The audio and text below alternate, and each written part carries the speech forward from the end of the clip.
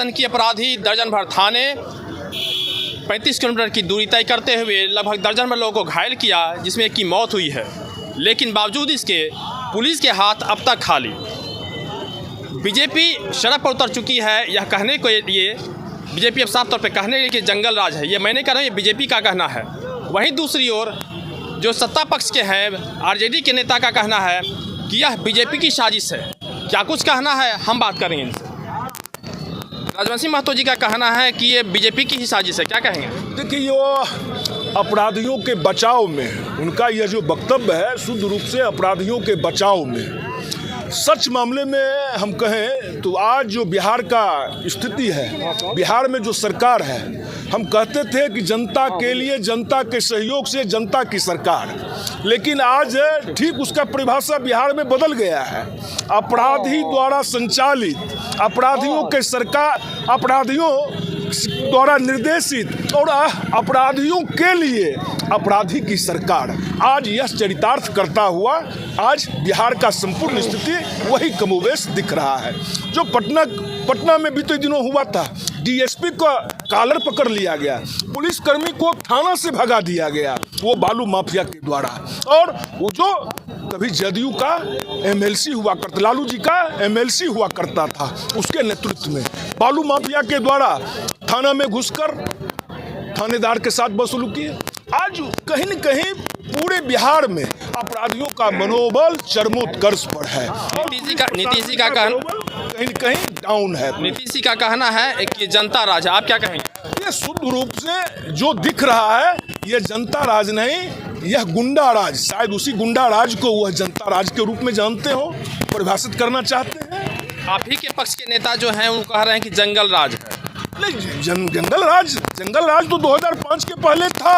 आज जंगल राज से भी बढ़ के, तभी तो बेगूसराय, भले ही बेगूसराय की घटना हो, जो बीते शाम जो घटना घटी कि सिमरिया से लेके बछवाड़ा लगभग 35 किलोमीटर की वह दूरी, और विभिन्न चौक चौराहा पर अपराधी मोटरसाइकिल से रुक के गोलीबारी करते हुए निहत थे।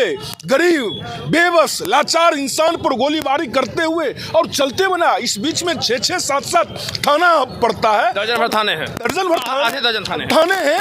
बावजूद पुलिसिया कार्रवाई नहीं हुई, पुलिस अपराधी पकड़ से अब तक बाहर है। अगर अपराधी अब तक गिरफ्तार नहीं किए गए हैं तो क्या कहेंगे? पुलिस की कार्यशैली के बारे में क्या कहेंगे? निश्चित तौर पर पुलिस कहीं न कहीं जो अभी राज्य का अवस्था है, जो नेतृत्व का स्थिति है, कहीं न कहीं उसका प्रभाव आज पुलिस प्रशासन पर है। पुलिस आज अपराधियों को ढूंढने, अपराधियों को पकड़ने, अपराध पर लगाम लगाने के बजाय आज दारू के ढक्कन को खोजते चल रहा है। तो स्वाभाविक है, यह तो दृश्य उपस्थित होगा। संजय जी, एक चीज और बताइए।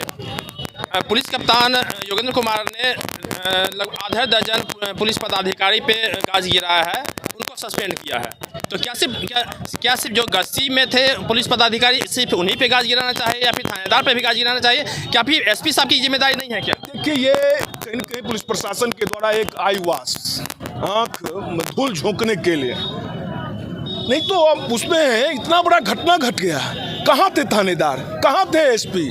40 मिनट 45 मिनट तक यह घटना घट रही है, एनएच पर लोग चल रहे हैं, कहाँ थे? कहाँ था पुलिस प्रशासन? आखिर अपराधी का हिम्मत इससे कैसे बढ़ चला?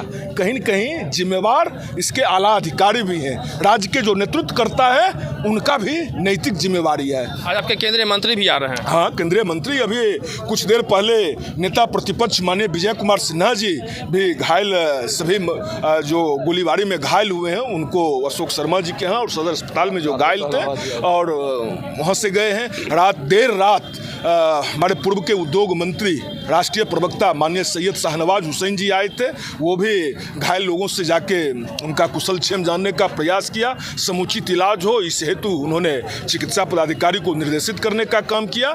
और अभी माननीय गिरिराज जी जो यहाँ के स्थानीय सांसद हैं वो भी आ रहे हैं, और 4 बजे के लगभग पूर्व डिप्टी सीएम और राज्यसभा के सांसद माननीय सुशील कुमार मोदी जी की भी आने की संभावना। एक बात और बताइए, जिस तरह की घटनाएं घट रही हैं, यानी नीतीश जी के दल बदलने के बाद क्या कहेंगे इसको आप? नहीं, देखिए, स्वाभाविक रूप से जिसके खिलाफ आखिर लालू प्रसाद यादव जंगल राज कौन कहा करते थे? हम भारतीय जनता पार्टी के लोग कहा करते थे, और लगातार हमने संघर्ष के, हमने बलिदान दिया, और तब जाके नीतीश कुमार जी से को हमने मुख्यमंत्री पद पर जंगल राज से मुक्ति के लिए दिया था। और याद कीजिए 2005 के बाद 2010 तक का शासन, जब तक आपके साथ नीतीश जी रहे तब तक आप सुशासन कहते रहे, नीतीश जी जब हट गए अब जंगल राज कहने लगे। हम एक उदाहरण देना चाहेंगे। हमारे बिहार विधानसभा के माननीय अध्यक्ष विजय सिन्हा जी हुआ करते थे। वो विधानसभा अध्यक्ष पद पर रहते हुए भी जो कानून व्यवस्था और पुलिस का जो हरकत हुआ करता था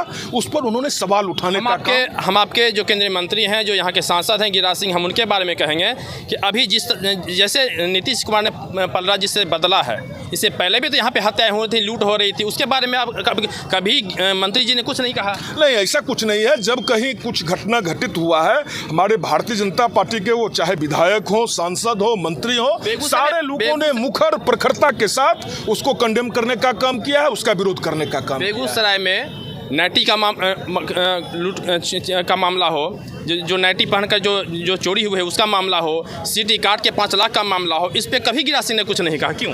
ठीक है, नहीं, गिरिराज सिंह हम क्या कहें, हर छोटी बड़ी घटनाओं पर उनका नज़र रहता है। भारतीय जनता पार्टी का तो यही विशिष्ट पहचान है। जब सत्ता में है तो हम आम जन के लिए क्या कुछ कर सकते हैं, संपूर्ण ताकत के साथ, संपूर्ण बुद्धि विवेक के साथ उसके विकास में लगाने का काम। हम जब विपक्ष में होते हैं तो हम सशक्त विपक्ष की भूमिका का कैसे निर्वाह करें, ये भारतीय जनता मजबूरी है। नहीं, मजबूरी नहीं है, सदा हमारे लिए यह जनता, आम जन प्राथमिकता में रहा है और आज भी हमारे प्राथमिकता में है। इनका साफ तौर पे कहना है, कुल मिला के कहना है कि जो ये विपक्ष में है तो बोलेंगे ही, लेकिन सबसे बड़ा सवाल यह है कि आखिर अब तक जो अपराधी है वो पकड़ में क्यों नहीं आया। और अभी जो अब तक का जो अपडेट है, एसपी साहब ने लगभग आधे दर्जन पुलिस पदाधिकारियों पे गाज गिराए, उन्हें सस्पेंड किया है, लेकिन क्या इतना ही काफ़ी है? बेगूसराय से न्यूज़ फॉर नेशन के लिए कृष्ण बल्लभ, नारायण।